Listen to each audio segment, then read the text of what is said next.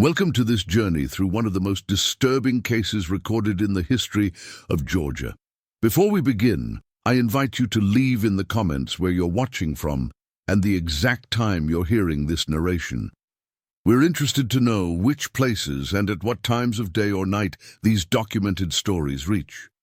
It was on the evening of October 28, 1839, when the first peculiar occurrence was noted in the records of Wilkes County, Georgia.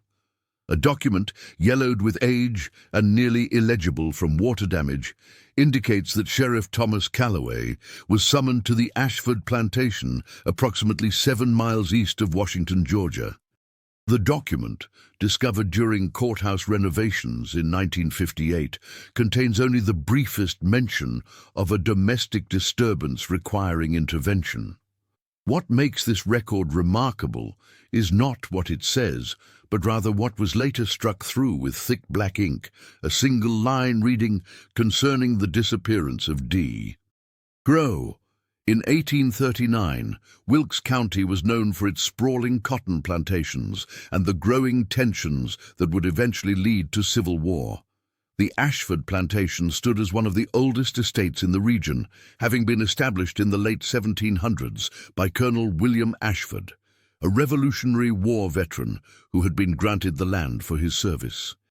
By 1839, the plantation was under the sole ownership of Mary Ashford, a widow of 37 years, who had inherited the property following her husband's death 3 years prior. County records indicate that at the time of James Ashford's death in 1836, the plantation housed 43 enslaved persons. Among them was a man called Daniel Crow, who appears in the inventory of estate as one male Negro, age 36, skilled carpenter and overseer, valued at $1,200. What the inventory fails to mention is that Daniel had a wife, Sarah, who was also enslaved at the plantation, and that they had been permitted to live together in a cabin separate from the other enslaved persons, an unusual arrangement that would later become central to the unfolding mystery. The autumn of 1839 in Georgia was unseasonably cold. Multiple journal entries from various county residents remark on early frosts that damaged late cotton harvests. It was during this cold snap that Mary Ashford began to make changes to her household arrangements. According to the Journal of Elizabeth Willoughby, wife of the local physician, Mrs. A has taken to strange habits following her period of mourning. She has moved the Negro carpenter to the main house, citing a need for extensive repairs. Many find this highly improper, though she dismisses all concerns. What Elizabeth Willoughby could not have known, what no one in Washington society could have suspected, was that this seemingly innocuous decision would set in motion a chain of events that would ultimately be buried from official record for more than a century. The Ashford plantation's main house stood atop a gentle rise, overlooking fields that stretched to the distant tree line of oak and pine. Built in the Georgian style, with symmetrical windows and a wide central hallway, it projected prosperity and order. The white columns supporting the front portico had been installed by James Ashford just before his death, a final attempt at displaying the family's status. Behind the house, beyond the kitchen garden and smokehouse, sat a row of cabins where most of the enslaved persons lived. Apart from these, standing alone near a small stream, was the cabin where Daniel and Sarah Crow had made their home for nearly a decade.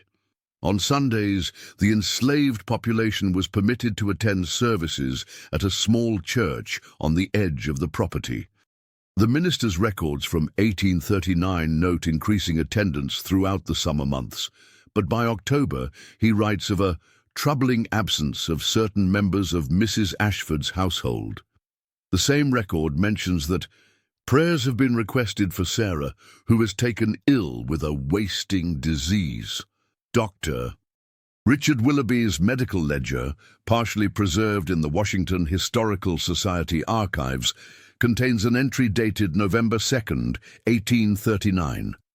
Called to Ashford Plantation to attend to female Negro with consumption. Condition poor. Advised removal to drier quarters. Mrs. Ashford declined recommendation. A later entry, dated November 12th, simply states, "Patient expired, no further visits required." With Sarah's death, Daniel Crowe became a widower. County death records contain only the briefest mention. Negro woman, property of M. Ashford, buried on plantation grounds. No name is given, merely a property transaction completed. It was in the weeks following Sarah's death that neighbors began to notice changes at the Ashford plantation. Nancy Wilkinson, whose family owned the neighboring property, wrote in a letter to her sister in Augusta, "Mary has dismissed her house slaves and now relies solely on the carpenter.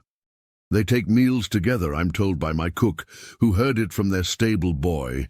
I cannot imagine what has possessed her to behave in such a manner. James would be scandalized." The letter continues, describing how Mary Ashford had begun to decline invitations to social functions, how the plantation seemed to withdraw from county life. "The gates remain closed," Nancy wrote, "and when I called to pay my respects, I was told by a young Negro girl that the mistress was indisposed, and seeing no visitors.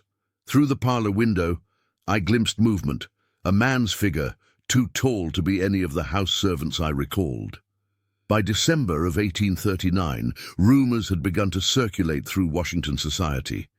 The nature of these rumors is alluded to in a sermon delivered by Reverend Hiram Parker on December 15th, in which he condemned improper relations that violate both divine and man's law, and called for Christian intervention in situations where a soul may have strayed dangerously from the path of righteousness. Though no names were mentioned, the church records note that Mary Ashford had not attended services for 3 consecutive weeks. On the night of December 23rd, according to Sheriff Calloway's log, a group of 12 men from prominent Wilkes County families arrived at the Ashford plantation. The official record states only that they came to express community concern regarding the management of the estate. What happened that night was not recorded in any official document, but fragments exist in private correspondence that paint a disturbing picture. A letter from Thomas Wilkinson to his brother in Charleston, dated January 2nd, 1840, makes an oblique reference. "The matter with the Ashford widow has been addressed. We found conditions as rumored, though worse than imagined. The offending party has been removed. Mary remains under the care of the Reverend's wife. The doctor has been called twice. She speaks little, but continues to ask after her husband, not James, mind you. The property will likely pass to James's cousin from Savannah once matters are settled. What happened to Daniel Crowe? No death record exists. No sale is recorded. He simply vanishes from all official documentation after December 23, 1839. In January 1840, Mary Ashford was committed to the Georgia State Lunatic Idiot and Epileptic Asylum in Milledgeville. The commitment papers, signed by Dr. Willoughby and countersigned by Reverend Parker, cite moral insanity and delusions regarding her social position and relations. She remained there until her death 17 months later. The official cause was listed as brain fever, though asylum records indicate she refused food for the final weeks of her life. The Ashford plantation was indeed transferred to James's cousin, William Ashford of Savannah, who sold much of the enslaved population and eventually sold the property itself before returning to Savannah in 1843. The main house burned to the ground in 1847. The land was later subdivided for smaller farms. For nearly a century, the story of Mary Ashford and Daniel Crowe remained buried in scattered documents and family whispers. It might have stayed that way if not for Dr. Eleanor Tanner, a historian researching antebellum race relations at the University of Georgia in 1954. Dr. Tanner's discovery began innocently enough. She was examining court records for cases involving the legal status of enslaved persons when she came across a partial transcript from a closed county hearing dated January 1840. The document concerned the disposition of the Ashford estate and contained testimony from multiple witnesses. Most of it was procedural, but a statement from Nancy Wilkinson caught her attention. "I believe Mary's mind broke when she discovered that Daniel had been meeting with Sarah in secret. After Sarah's passing, she became convinced he was now truly hers alone." This fragment led Dr. Tanner to search through private collections and family papers, eventually gaining access to the Willoughby family documents, which had been donated to the Atlanta Historical Society, but remained uncatalogued.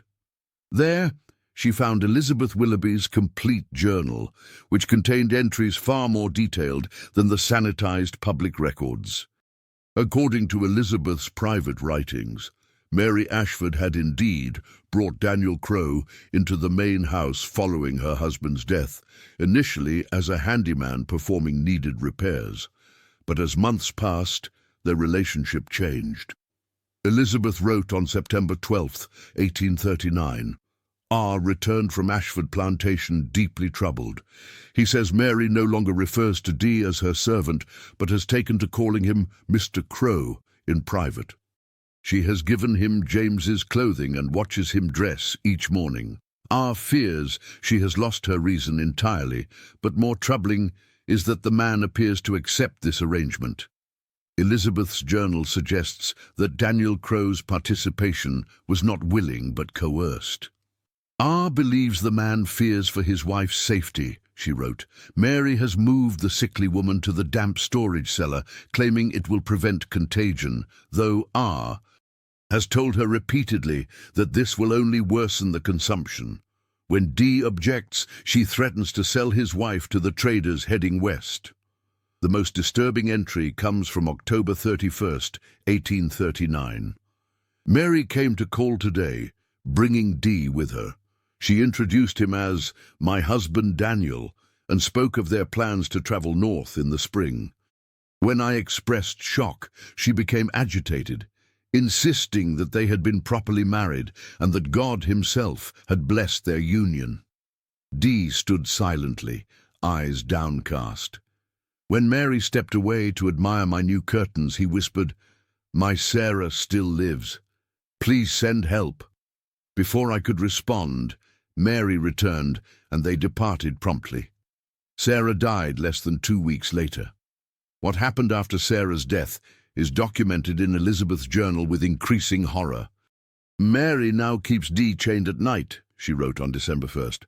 "R saw the marks on his ankles when he was called to treat a fever at the plantation. The other slaves are terrified, speaking of how the mistress has taken to parading D through the quarters, announcing him as master of the estate. She has had him whip any who refuse to acknowledge him as such." The journal entries grow increasingly disturbed as Elizabeth recounts stories brought back by her husband and the house servants. She writes of Mary forcing Daniel to read to her from James's books each evening, of dressing him in her dead husband's clothes, of introducing him as Mr. Ashford to the few visitors she still received.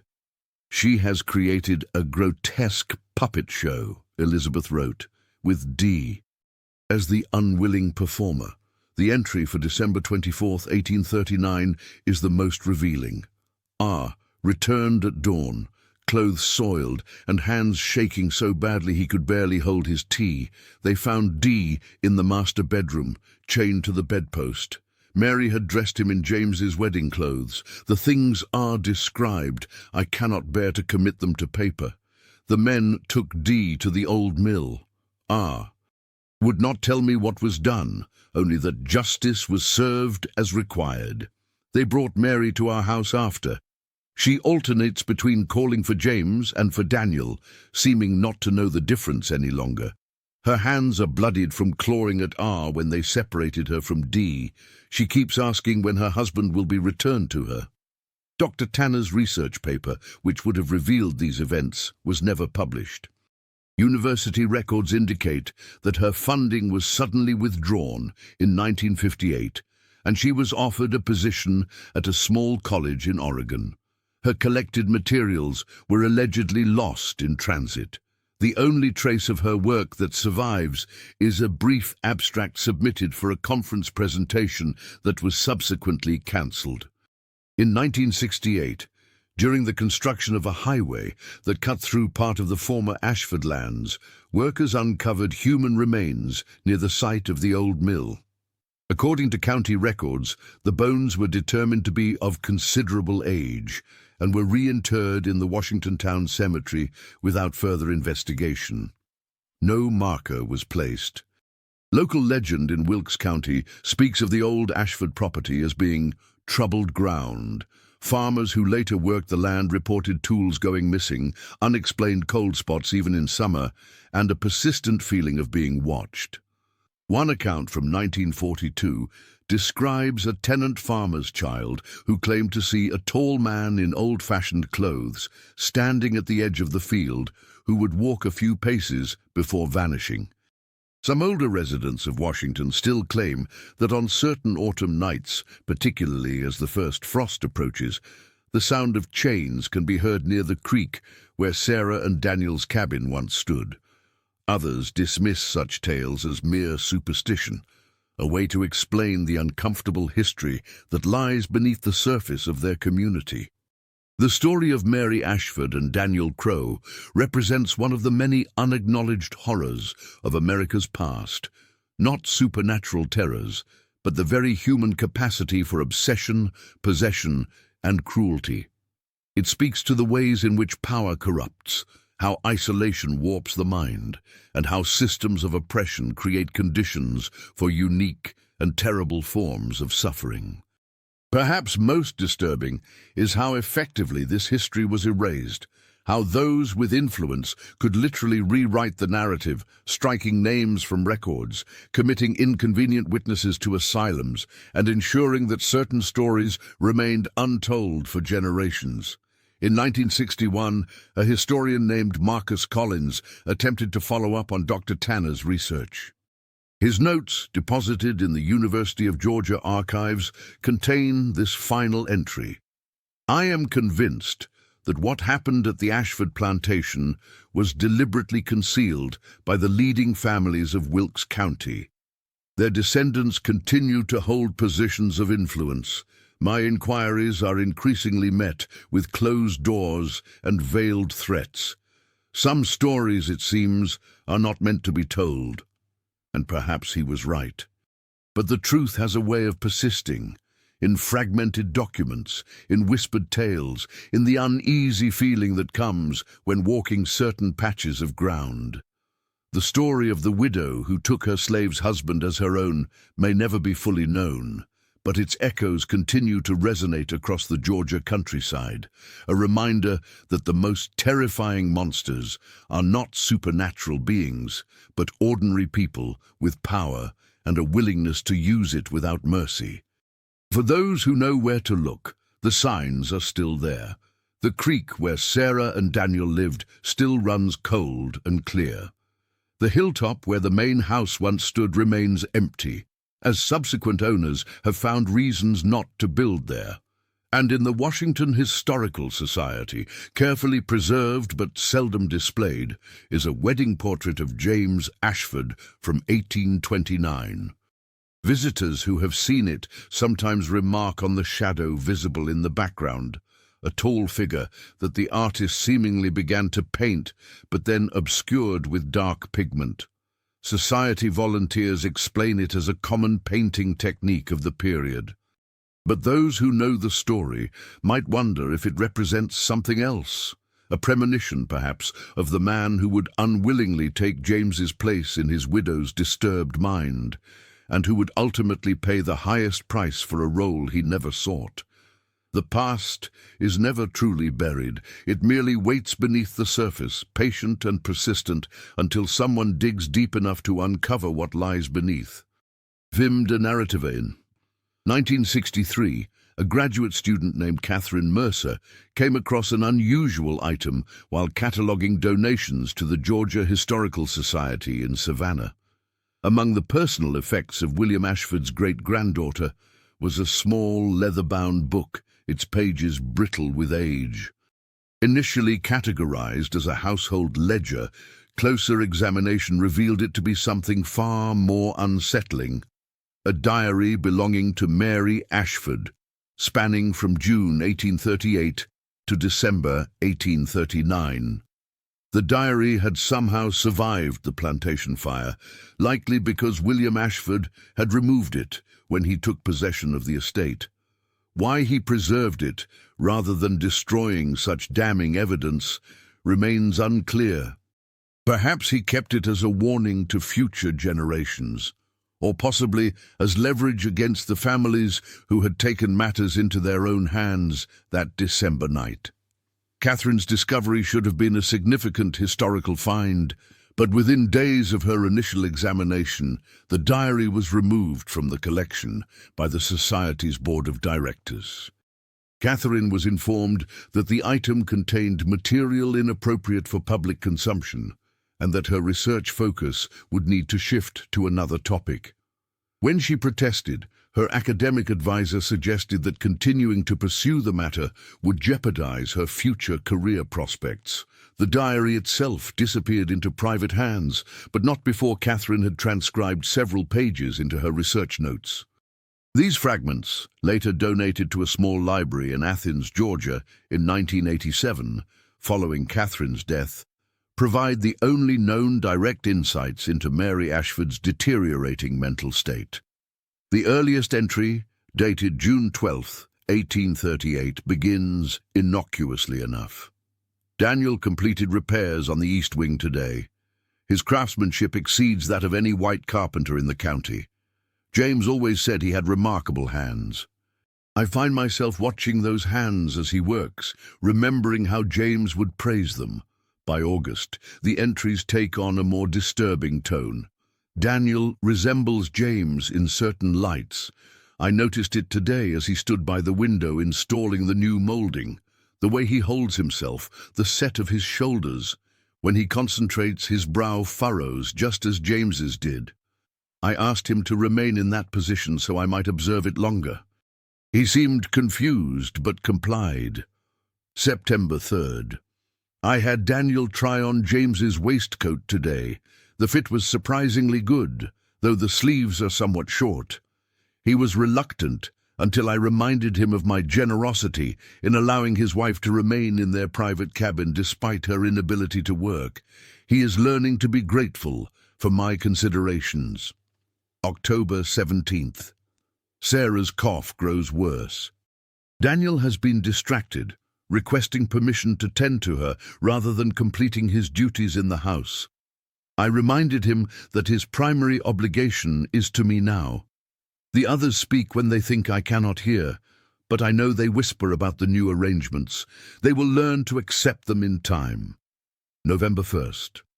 Daniel attempted to leave the house tonight after I had retired. I heard his footsteps on the stairs and found him dressed, clearly intending to return to Sarah. I explained that a husband belongs in his wife's bed, not sneaking about in the darkness. He said nothing, but his eyes held such hatred. I've had Johnson secure the doors and windows. Daniel will understand eventually that this is best for everyone. November 13th, the day after Sarah's death. Daniel wept today. I permitted it for a time, then reminded him that Providence has simply removed an obstacle to our happiness. He became quite agitated, requiring restraint. Dr. W. provided a sedative, suggesting it was shock and grief causing such ingratitude. I've had Daniel move to the master bedroom, where I can better monitor his condition. The chains are a temporary measure until he accepts his new position. The final entry, dated December 22nd, 1839, is the most disturbing. We are husband and wife in all but documentation, and even that can be arranged with sufficient funds. Daniel spoke my name today without prompting and accepted James's ring on his finger. Progress comes slowly, but it comes. Tonight, we shall consummate what God has ordained. I've explained that his former life is no more, that he is now Daniel Ashford, master of this plantation, alongside his loving wife.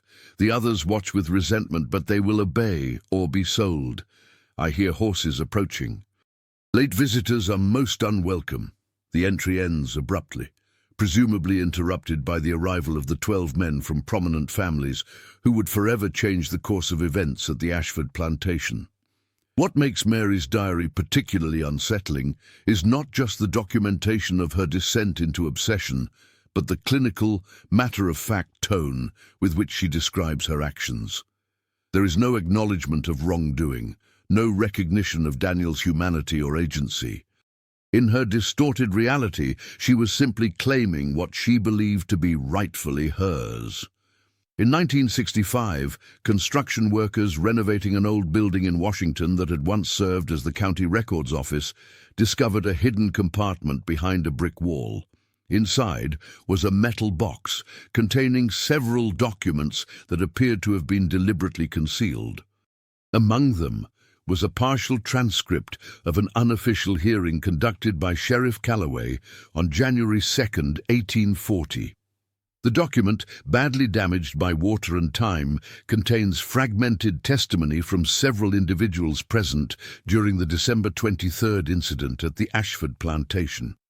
One statement, attributed to Thomas Wilkinson, describes finding the Negro Daniel chained to the bed, dressed in the clothes of the late Mr.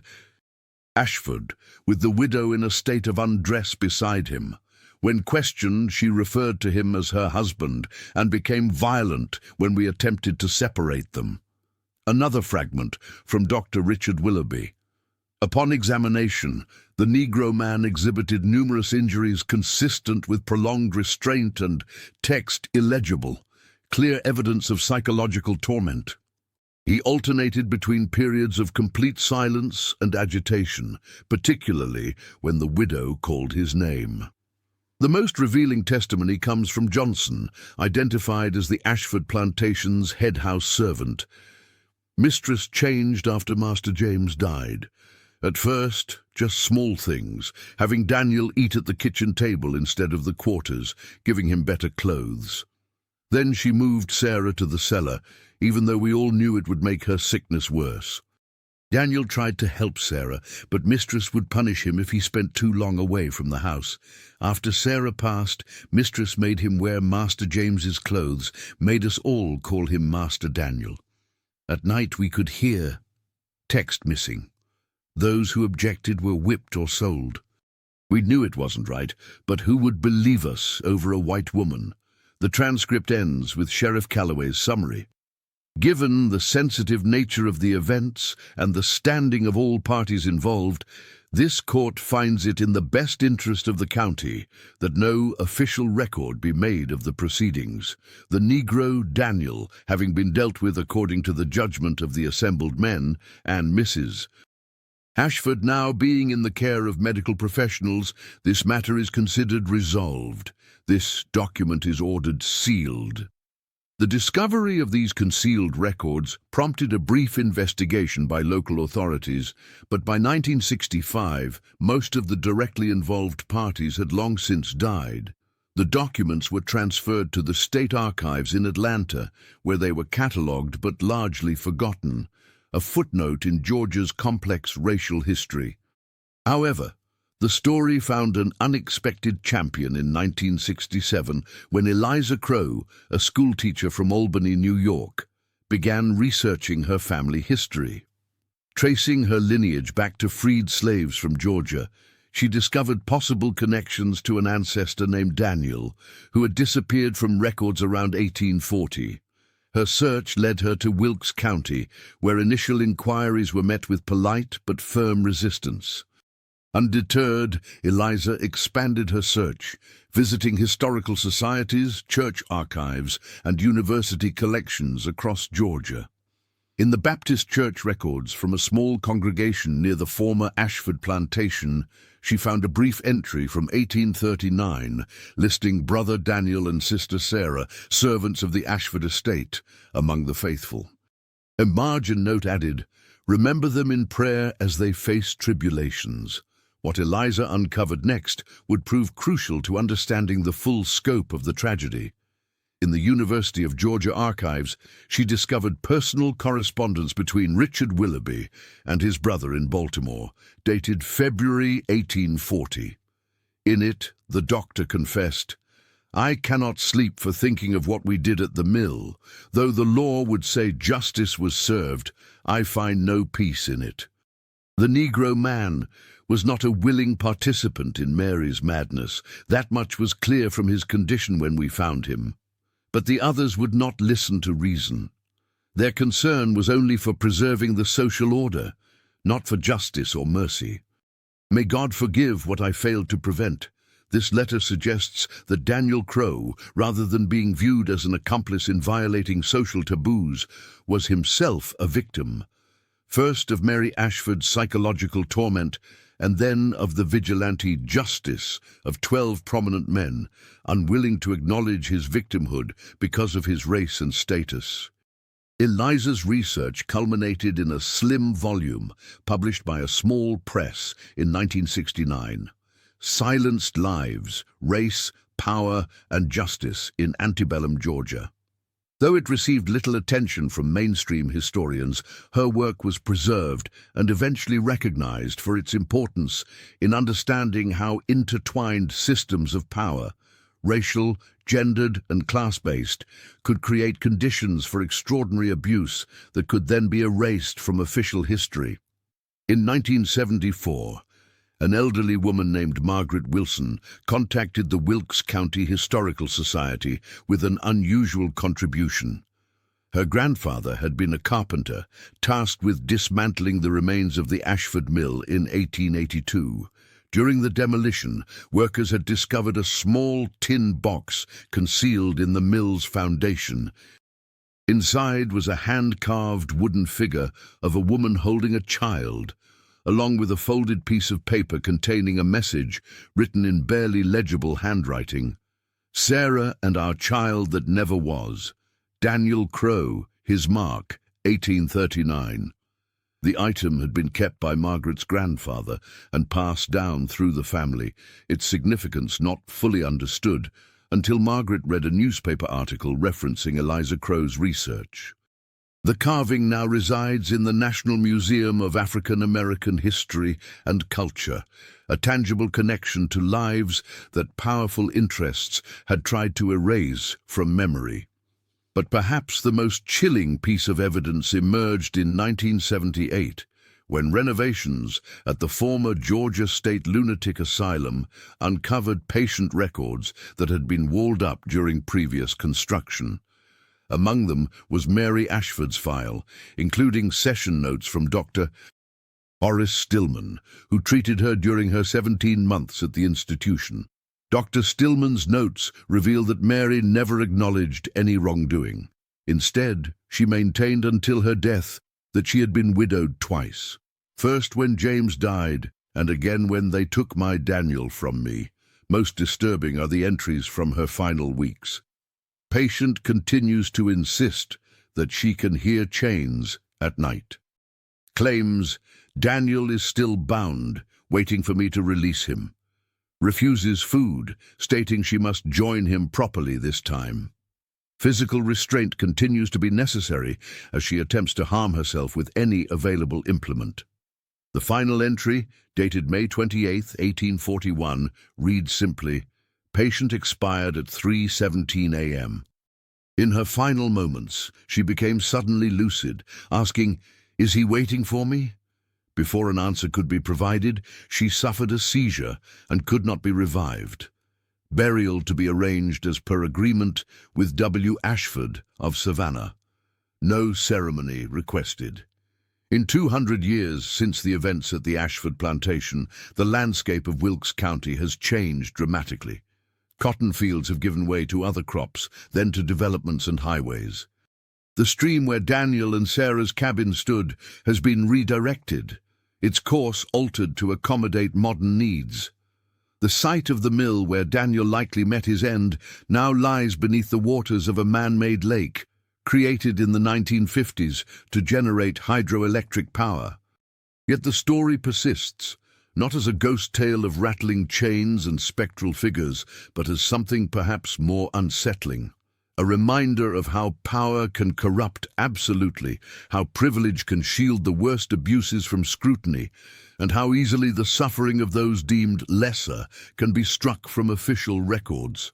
Dr. Jerome Watson, a historian specializing in antebellum Georgia, wrote in a 1997 analysis, "The case of Mary Ashford and Daniel Crowe represents a unique inversion of established power dynamics that was ultimately corrected through extrajudicial violence.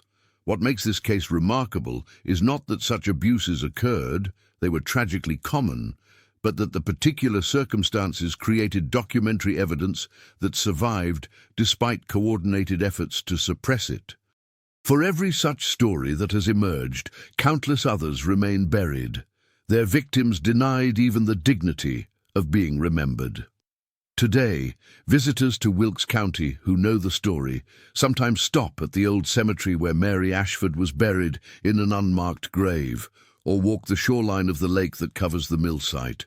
Some leave flowers or small tokens near the spot where Sarah and Daniel's cabin once stood. It is a quiet acknowledgement of lives entangled in a tragedy born of obsession, oppression, and the terrible inequities of the world they inhabited. In the county courthouse, a small plaque installed in 2002 acknowledges the incomplete nature of historical records and commemorates those whose stories were erased from official documents but live on in memory and truth. It does not mention the Ashford plantation specifically, but those familiar with the research understand its significance.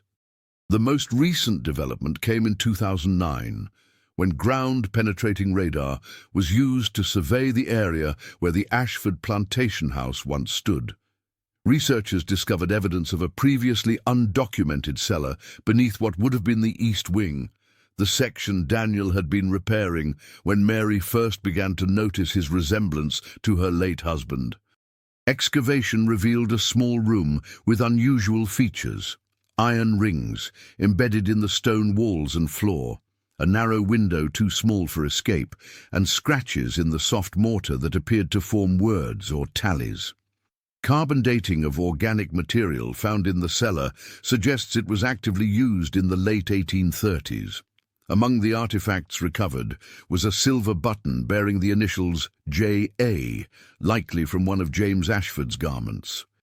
How it came to be in this hidden room remains a matter of speculation, but its presence seems to connect the space directly to the events described in the fragmented historical record. Archaeological analysis concluded that the cellar had been specifically modified for confinement, not the temporary restraint commonly used to punish enslaved persons, but long-term captivity. This physical evidence lends credence to the most disturbing accounts found in Elizabeth Willoughby's journal and Mary's own diary. The land where the Ashford plantation once thrived is now divided among several properties. The current owners have varying levels of awareness about its history. Some embrace it, allowing researchers and descendants access to conduct investigations or simply to pay respects. Others prefer not to acknowledge the darker aspects of the property's past, focusing instead on its agricultural history or architectural significance. This tension between remembering and forgetting, between confronting uncomfortable truths and maintaining more palatable narratives, mirrors the broader struggle with historical memory throughout the American South. The story of Mary Ashford and Daniel Crowe exists in that contested space, too well documented to be completely erased, yet too unsettling to be fully embraced as part of the regional identity. Perhaps the most fitting memorial comes not from official markers or academic texts, but from an oral tradition that has developed among some local families. They speak of telling Daniel's story as an act of witnessing, acknowledging that what happened was seen, even if those who saw it were powerless to intervene or were complicit in covering it up. The telling becomes a form of delayed justice, ensuring that the truth, however painful, survives. In the end, the horror of what occurred at the Ashford plantation in those autumn and winter months of 1839 lies not in supernatural elements or Gothic trappings, but in its terrible plausibility, in the recognition that when power operates without accountability, when obsession meets opportunity, and when society values some lives above others, the conditions exist for atrocities that can then be buried almost without trace. The story serves as a reminder that history is not simply what is recorded in official documents, but also what persists in margins and footnotes, in family stories and local legends, in the unexplained gaps that demand closer examination.